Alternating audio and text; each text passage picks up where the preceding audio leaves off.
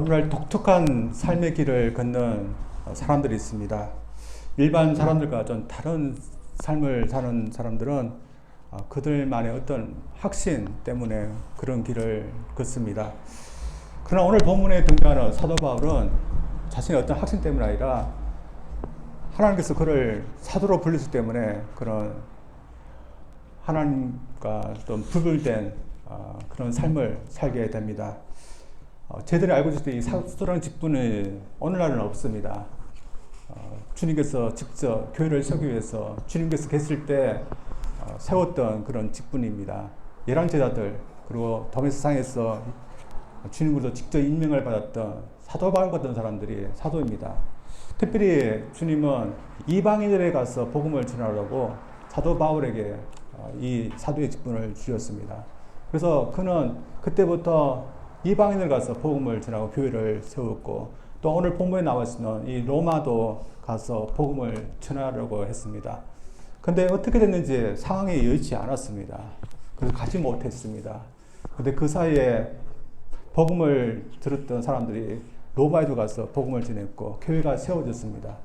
그가 가서 복음을 전하고 교회를 세우는데 교회가 이미 세워진 것입니다. 어느 누군가 복음을 전했고 또한 누군가에서 교회가 이미 세워졌기 때문에 바울이 로마에 가야 될 이유가 없어졌다고 할 수 있습니다. 근데 오늘 본문을 보면 그가 로마에 가겠다 그런 말을 하고 있습니다. 왜 그가 그런 말을 하고 있을까요? 다른 누구가 전했지만 원래 자신이 복음을 전해야 되고 자신이 세워드는 그런 곳이기 때문에 그렇게 한 것일까요? 다시 말해서 다른 사람들이 전한 복음은 잘못된 복음이고 자신만이 복음을 전하는 사람이기 때문에 가야 한다고 하는 것일까요? 바울은 그렇게 말하지 않습니다. 다른 사람에 의해서 복음이 전해지든 간에 복음을 듣고서 주님을 믿게 된 것에 대해서 그는 감사를 하는 것이 자신만이 복음을 전하고 자신만이 바른 복음을 전한다 그렇게 말하지 않았습니다.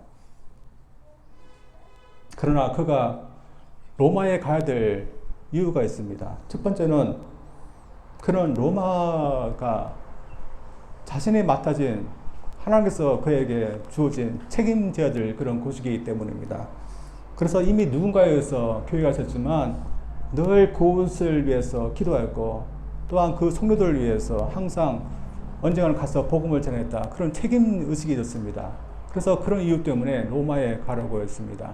두 번째는 그들에게도 다른 이방인에게처럼 복음을 전하기 위해서입니다. 이미 들었던 그런 복음이지만 그러나 복음은 계속해서 들어야 하기 때문에 다시 가서 복음을 전하고 했던 것입니다.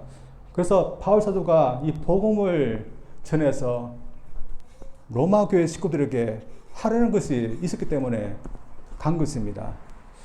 저들도 이미 복음을 들은 사람들입니다. 그러나 저희들도 이 로마 교회에 있는 사람들처럼 다시금 복음을 듣고 있습니다. 오늘 제가 로마서를 계속해서 강의하고 면서 복음을 전하고 여러분 다시 복음을 듣고 있습니다.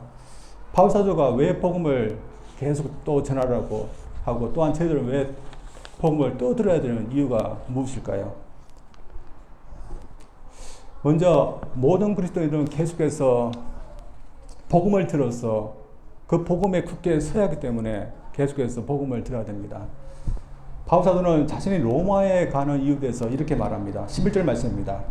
내가 너희를 보기를 간절히 원하는 것은 어떤 신령한 은사를 너희에게 나누어 줘 너희를 경고케 하려 함이니. 그가 로마에 가려고 하는 이유는 그들을 경고케 하기 위해서라고 합니다.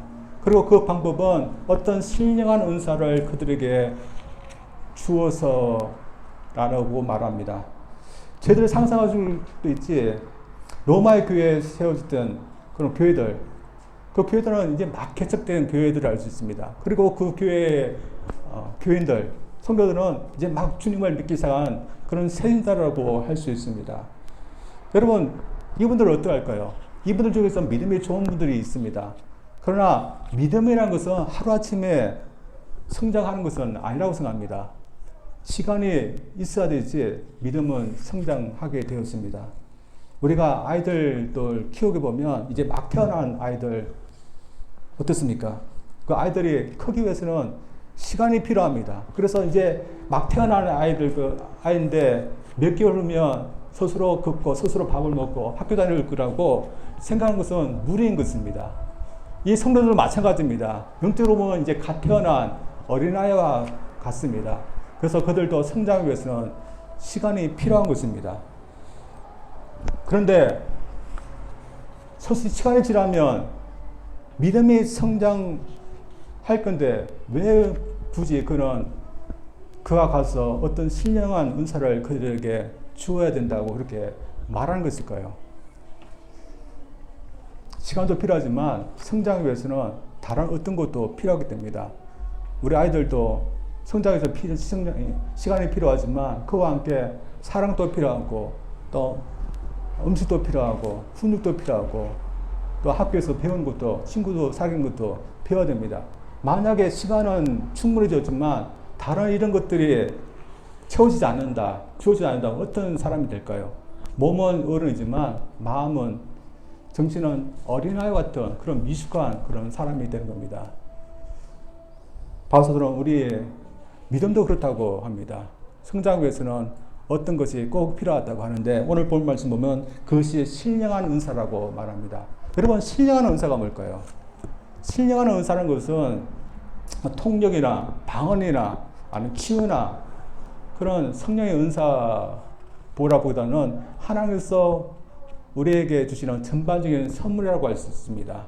그리고 우리는 그 선물이 구체적으로 무엇인지는 알 수 없습니다. 그러나 오늘 계속해서 복음에 대해서 강조하는 것을 보면 복음을 들을 때 주어지는 것이라 할 수 있습니다. 아마 그 선물은 복음을 들을 때 생기는 어떤 믿음, 어떤 확신, 그리고 통찰력 같은 것일 수 있습니다. 사실 복음을 들을 때 어떤 사람들은 아무 반응을 보이지 않지만 로마 교회 성도들 그리고 저희 같은 사람들은 복음에 대해 반응을 보이게 되고 또 믿게 됩니다. 그러면 이 세상은 어떻게 살아가겠습니까? 가령 복음이 저희들에게 말하는 예수 믿으면 하나님의 자녀가 된다 그렇게 말하는 것을 우리가 계속해 듣다 보면 믿게 됩니다. 그리고 우리가 하나님의 자녀라는 것을 알게 됩니다. 그럼 우리가 어떻게 살겠습니까? 내가 하나님의 자녀라는 확신을 가지면서 살아가게 되는 것입니다. 아마도 바울 사도는 그들에 가서 복음을 다시 전해서 이 복음이 말하는 사실, 소식, 그것을 믿고 그 믿음에 굳게 서서 그 가운데서 살 수 있도록 하기 위해서 가려고 했던 것 같습니다. 이러면서 저희들 믿음은 무엇에 의해서 굳건해질 수 있겠습니까? 저희들도 마찬가지로 생각합니다. 저희들도 계속해서 믿음을 줄 수 있는 복음을 들어야 되지 가능하다고 생각합니다. 가끔씩 교회에서 엉뚱한 말씀을 전하는 경우도 있지만 대부분의 교회는 복음을 전합니다. 저희 교회도 마찬가지라고 생각합니다. 제가 설교 준비를 할 때 어떤 말씀을 전하겠습니까? 여러 책들을 찾아서 읽고 그것을 정리해서 여러분에게 전한 것도 아니고 또한 뉴스를 보고서 그것을 정리해서 여러분에게 전하는 것도 아닙니다. 하나님 말씀을 선택해서 전하는 것입니다. 그리고 여러분은 그 말씀을 듣고서 믿습니다. 그리고 그 말씀이 실제로 우리 삶 가운데 사실한 것을 굳게 믿으면서 살아간 겁니다. 이러면서 믿음은 참 하나님께서 우리에게 주신 말씀을 우리가 가까이 하고 또한 보고 또한 묵상할 때 우리가 믿어지는 것이 믿음이고 또한 이 세상의 어떤 사상이나 또한 생각, 경험에 의해서 상이 아니라 하나님께서 우리에게 말씀하신 그 소식에 의해서 사는 것이 믿음 있는 것입니다. 따라서 저희들 이러면서 저희들 어떻습니까? 참 복음 때문에 저희들 다르게 생각합니까? 또한 복음의 가르치는 것에 대해서 우리는 얼마만큼 확신을 가지면서 살아가고 있습니까? 우리가 살다 보면 복음에 대한 확신을 가지면서 또한 복음이 말하는 주님에 대한 확신 또한 신뢰를 가지면서 사는 경우가 참 많지 않음을 보게 됩니다. 참 우리는 마음은 그렇습니다. 우리가 주님을 믿어야겠다. 내가 주님을 의지하면서 살겠다. 그렇지만 삶 가운데 솔직히 보면 우리가 얼마나 주님을 신뢰하고 복음이 말한 대로 이렇게 살아야겠다. 우리가 얼마나 확신합니까? 그러나 우리가 말씀을 계속 듣다 보면 우리 마음속에 하나님 말씀대로 사는 것이 맞다. 우리에게도 이런 믿음이 생기고 그렇게 산다고 믿습니다. 그래서 저희들 계속해서 이 말씀을 듣고 또한 복음을 들었기를 원합니다. 그래서 여러분 복음을 내가 안다. 하나님 말씀 항상 전하는 말씀 내가 안다. 그렇게 말씀하시지 마시고 내가 꼭 이 말씀 가운데 살기 위해서는 복음을 들어야 된다. 그렇게 믿고 계속해서 복음을 듣기를 원합니다. 그래서 우리는 어떤 우리 인간의 경험, 사상, 또 사람들이 말하는 어떤 학식에 의해서 이 세상을 사는 것이 아니라 하나님께서 우리에게 주신 소식, 또한 그 말씀, 그것을 의지하면서 그것에 굳게 서서 그것에 의해서 저희들이 살아갈 수 있는 저희들 되기를 주님을 축원드립니다. 두 번째로 바울이 복음을 통해 주고자 한 것은 서로에게 격려학을 주기 위해서입니다. 첫 번째 설교 대지와 비슷하지만 바울은 자신이 왜 복음을 전해야 되는지 좀 다르게 말합니다. 그것은 믿는 자 간에 격려와 위로를 주기 위해서랍니다. 이 부분에 대해서 바울은 12절에서 이렇게 말합니다. 이는 곧 내가 너희 가운데서 너희와 나의 믿음으로 말미암아 피차 안위함을 얻으려 함이라. 바울은 자신이 가서 교회 식구들에게 자신도 또한 교회 식구들도 서로 간에 복음을 통해서 서로 격려하고 안위하기를 원한다. 그래서 가고자 한다. 그렇게 말합니다. 제가 어떤 분의 일대기를 보았는데 이분은 1970년 초에 목회를 하셨던 그런 분입니다. 처음 목회를 하신 것이 그분의 나이 37대 이런 그런 때였습니다. 젊은 나이 목회를 했는데 교회를 개척했습니다. 그때마다 굉장히 어렵지 않았습니까? 그래서 군인들이 미군들이 썼던 그 천막을 사다가 교회를 접고 그리고 사과 개짝을 써서 강당을 만들었습니다. 그래서 보기에는 참 초라한 그런 예배당을부터 시작했습니다. 그러나 뜨거운 마음이 져서 열심히 전도를 했습니다. 그분이 처음으로 전도를 하게 됐는데 어떤 가정에 들어왔는데 그 가정이 참 심각한 가정이었습니다. 남편분이 알코올 중독에 오랫동안 있었던 그런 분이었고 또한 아이들은 10명이나 되었던 그런 집이었습니다. 그러게 얼마나 가난하고 또한 힘든 그런 집이었겠습니까? 그래도 그 집에 가서 복음을 전했답니다. 예수를 믿고 천국에 가십시오. 그런 복음을 전했습니다. 그리고 예수를 믿지 않으면 지옥 가니까 꼭 예수를 믿고 천국하세요. 그렇게 했답니다. 그때는 이 집안의 아내분이 되는 분이 지금 나의 삶 이 자체가 지옥인데 이 지옥에서 건져주는 것이 더 먼저지 무슨 천국이냐 하면서 받아주지 않았습니다. 그래서 이 분이 보기 좋게 거절을 당했습니다. 그리고 교회에 와서 하나님 앞에 기도하면서 곰곰이 생각했습니다. 이런 지옥 같은 삶을 사는 사람들에게 죽어서 가는 천국, 지옥에 대해서 얘기하는 그 복음을 전하는 것이 과연 효과가 있을까? 그렇게 생각했답니다. 그래서 자신은 죽어서 가는 천국, 지옥 그런 복음보다는 지금 현실에서 바쁠 수 있는 그런 복음을 전하겠다. 그렇게 생각했답니다. 그래서 사람들에게 당장 현실에서 볼 수 있는 그 복음을 전하기 위해서 노력했답니다. 그렇게 하기 위해서 그는 천국, 지옥, 그 예수 그리스도의 그런 보다는 병 고치고 또한 물질적으로 축복받고 또한 가난한 가정, 부유한 가정이 되는 그런 것에 초점을 맞춰서 복음을 전했답니다. 그래서 첫 번째 갔던 그 가정에도 교회에 가서 기도했더니 이 남편분이 알코올 중독에서 벗어나서 교회에 나오게 됐답니다. 그때부터 부흥하기 시작했습니다.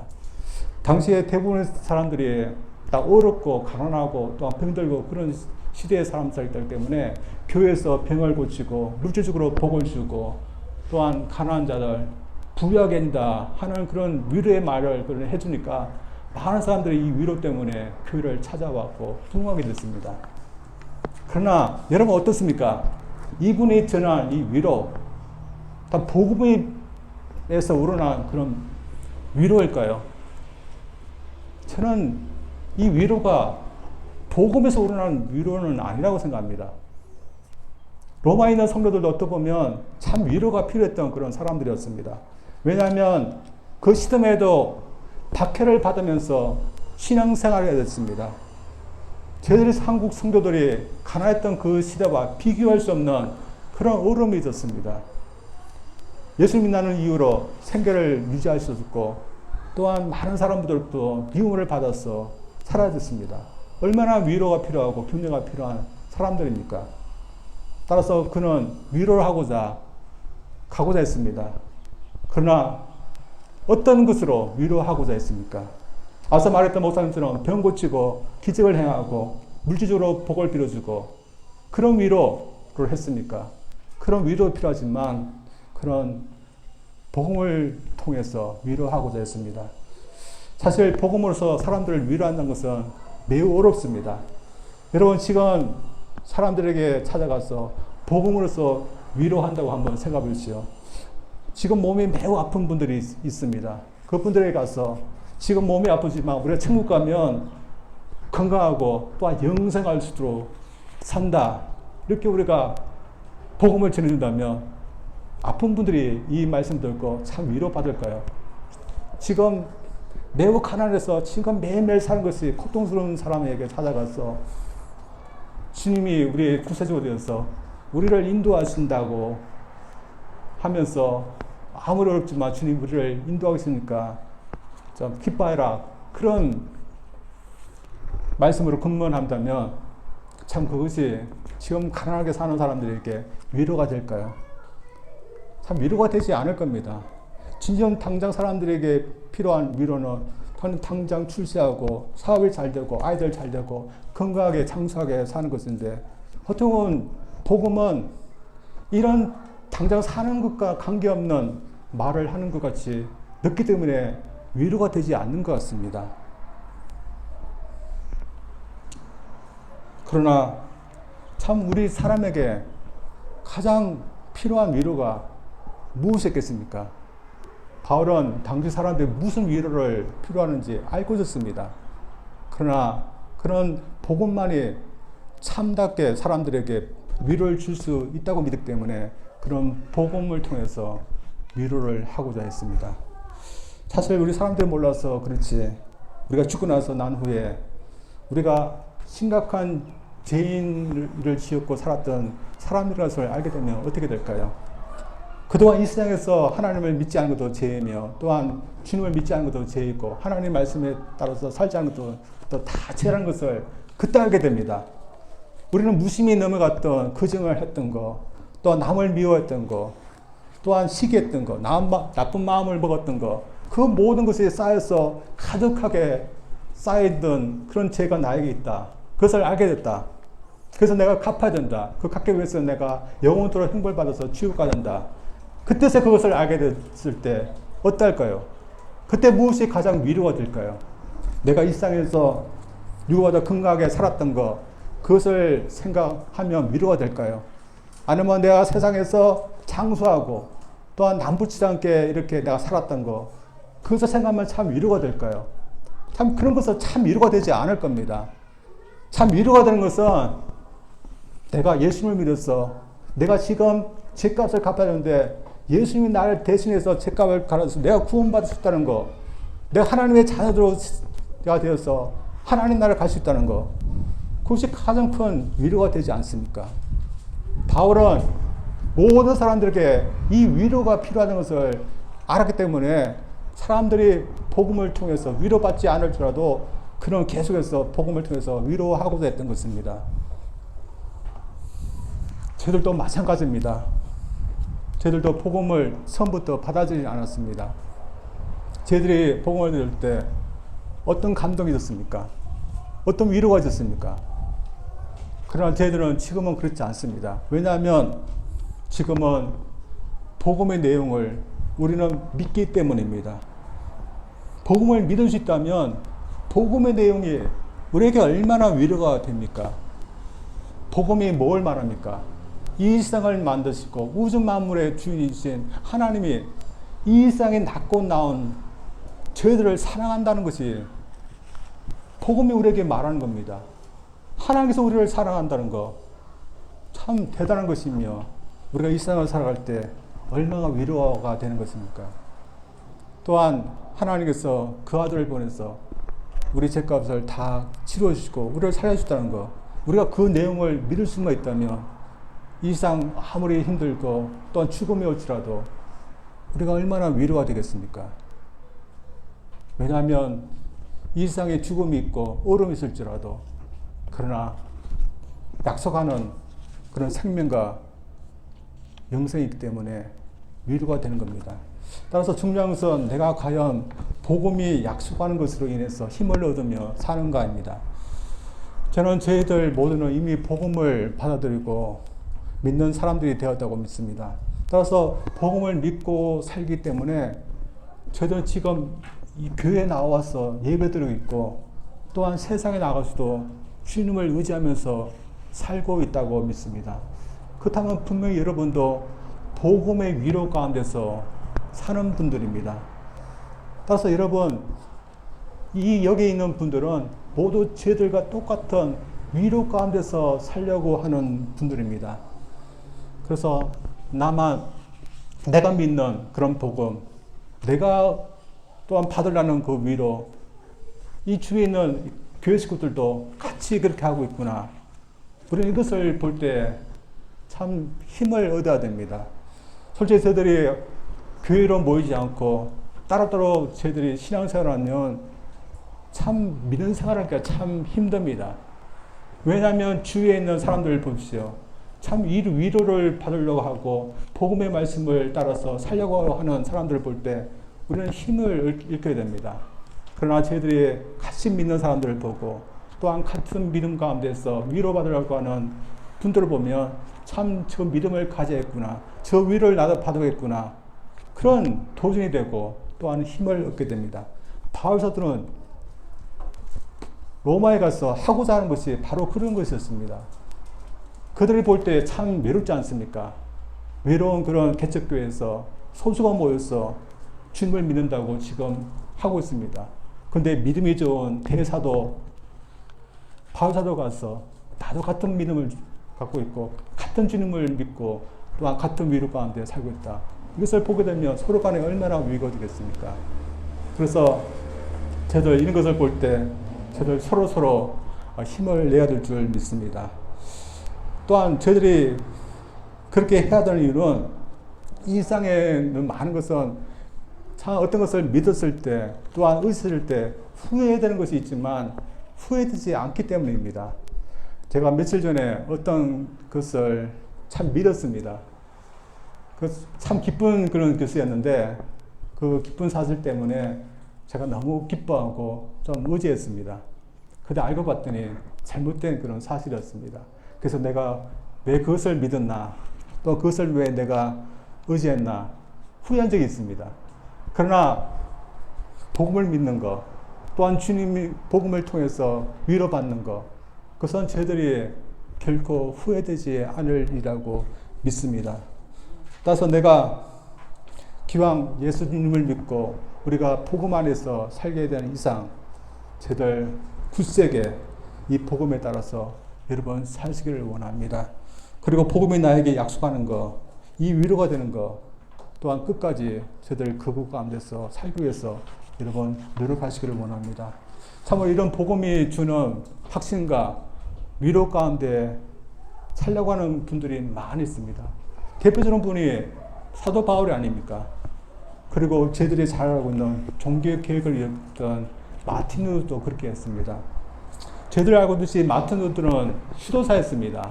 그리고 신학교의 교수였습니다. 그런 누구보다도 경건하게 살려고 했던 그런 사람이었습니다. 그러나 그가 아무리 경건하게 살았고 아무리 교회 성서를 할지라도 하나님 앞에 당당하게 나올 수 없는 의인이 될 수 없다는 것을 그는 계속해서 느끼는 것이었습니다. 이 문제로 인해서 그는 로마에 있는 28계단을 무릎으로 올라가게 됩니다. 그러나 그때도 하나님은 자신에게 진노하는 하나님으로만 느껴졌습니다. 그러나 어느 순간 로마서 말씀이 떠올랐습니다. 그 말씀은 의인은 믿음으로 살려는 그런 말씀이었습니다. 저희는 이 말씀이 믿어지지 않았지만 자신이 아무리 노력해도 의로워질 수 없었을 때 하나님의 믿기만 하면 구원을 주겠다는 이 말씀이 믿어진 것입니다.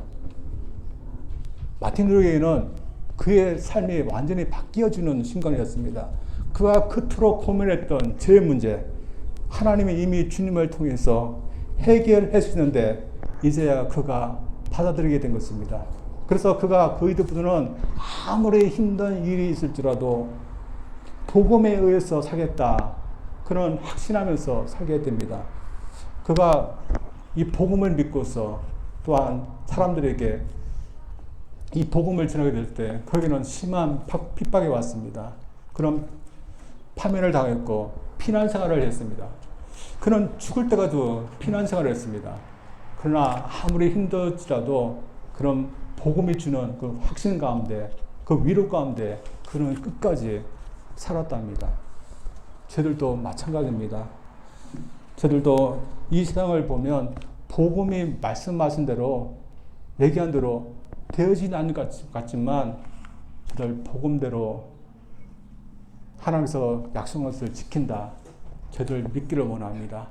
그래서 이 세상의 어떤 사상이나 어떤 생각, 저들 경험에 의해서 사는 것이 아니라 복음을 바탕으로 해서 저들 살기를 원합니다.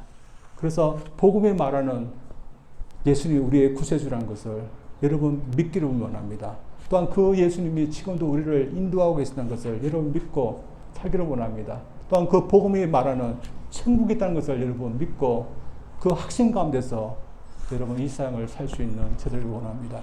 사실 제가 이 설교를 준비하면서 참 복음이지 않습니까? 복음이라면 기쁜 소식이 있고 제 입가에 이 복음을 생각하면 기쁜 얼굴이 되는데 여러분 어떻습니까? 제가 설교할 때마다 너무 웃지 않는다고 했는데 여러분 우리 삶을 살 때 복음을 생각하면 여러분 웃어야 됩니다.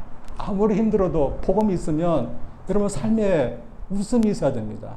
내가 금방치 못해도 내가 삶이 참 여러 어려운 마음이 있을지라도 복음을 생각하면 여러분 웃어야 됩니다. 또한 천국이 있으면 여러분 아무리 힘들어도 소망 가운데 살아야 됩니다. 이것이 확신입니다.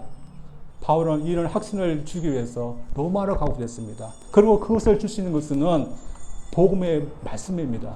그래서 여러분 이런 확신을 줄 때 하나님 말씀, 복음 말씀을 계속해서 읽고 듣고 계속 묵상하십시오. 그럼 내 마음속에 이런 확신이 있도록 여러분 노력해야 됩니다. 그리고 그 노력 가운데, 확신 가운데 저들 살기를 주님 이름으로 축원드립니다. 우리 기도하겠습니다. 하나님 아버지 감사드립니다. 바울 사도는 오늘 본문 말씀을 통해서 이미 복음을 들었던 로마 성도들에게 다시 가서 복음을 전하기를 원했습니다. 복음을 듣고 회심하여서 주님 믿는 그런 그들이었지만 그러나 복음을 계속 들어서 그 복음 가운데서 살아가기 위해서 그런 복음을 더 전하기를 원했습니다. 저들이 예수님을 믿으면 구원받는다는 이 복음, 하나님이 우리를 자녀로 삼으셨다는 이 복음, 저들이 늘 마음에 확신이 있을 수 있도록 그 복음을 늘 생각하고 그 복음 때문에 살 수 있는 저들 되게 하여 주시옵소서. 예수님 이름으로 기도합니다. 아멘.